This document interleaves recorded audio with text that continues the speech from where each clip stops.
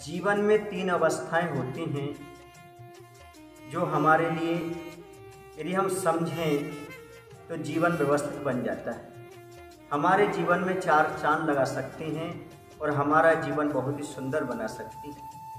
3 अवस्थाएं हैं, एक तो है बचपन, दूसरी है जवानी और तीसरा है बुढ़ापा। ये विभाजन प्रकृति ने क्यों किया, ये हमें आज समझ में आता है। क्योंकि जो बचपन होता है वह ज्ञान अर्जन के लिए हुआ करता है। जो व्यक्ति बचपन में ज्ञान अर्जन प्राप्त कर लेता है वह जीवन में उन्नति के शिखर पर पहुंच जाता है। इसलिए बचपन खेल कूद के साथ साथ ज्ञान अर्जन का हुआ करता है।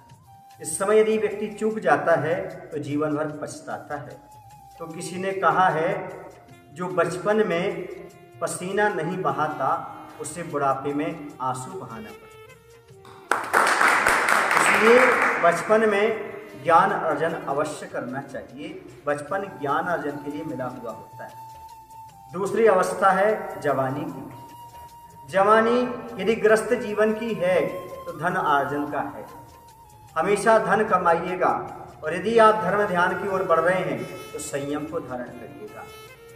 जो ग्रस्त होते हैं यदि जवानी में वो पैसा नहीं कमाते तो बुढ़ापे में उन्हें रोना पड़ता है और बड़े परेशानी में जीवन व्यतीत होता है। इसलिए जवानी में पैसे का संग्रह अवश्य कर लेना चाहिए ताकि बुढ़ापे में उनके काम में आए। जो व्यक्ति जवानी में मौज मस्ती करते हैं उनकी जीवन की कश्ती डूब जाती है।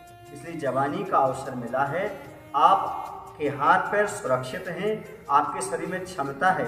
अभी आप अच्छे से धन का अर्जन करिएगा ताकि आप बुढ़ापे में कुछ कर सकें। आचार्य जी कहते हैं हम साधुओं से कि जो ग्रस्त होते हैं वह जवानी में धन का संचय करते हैं ताकि बुढ़ापे में शांति से बैठ करके अपना जीवन यापन कर सके। ऐसे साधुओं को जवानी में अच्छा ज्ञान और संयम पालना चाहिए ताकि समाधि के समय काम में आ सके। तीसरी अवस्था है बुढ़ापे की। बुढ़ापे में पुण्य अर्जन करना चाहिए। कुछ लोग बुढ़ापे को समझते नहीं। बुढ़ापा जीवन के यथार्थ को सामने लाता है। परिजनों की पहचान का ये सोपान है, क्योंकि उसी समय कौन अपना है कौन पराया है उस समय मालूम पड़ता है। तो जब तक कमा रहे हो आप तब तो सबको भार है, जब आप कमाओगे नहीं तब किन किन को अच्छे लगते हो। ये अपनों की पहचान का अवसर होता है। इसे कभी रोते रोते व्यतीत मत करें। ये हमारी जीवन की कहानी का उपसंहार है और जीवन की कहानी का उपसंहार अर्थात एंडिंग बहुत अच्छी होना चाहिए, आनंदमय होना चाहिए और धर्म ध्यान के साथ बीतना चाहिए। क्योंकि ये सफ़ेद जो बाल होते हैं यह बता रहे हैं कि हमारे अंदर अब सफ़ेदी अतः शुक्ललिश्या पवित्र विचार आना चाहिए, धर्म ध्यान करना चाहिए। तो बुढ़ापा पुण्यार्जन के लिए हुआ करता है। हम ध्यान रखें, बचपन ज्ञानार्जन के लिए, जवानी धनार्जन के लिए और बुढ़ापा पुण्यार्जन के लिए हुआ करता है।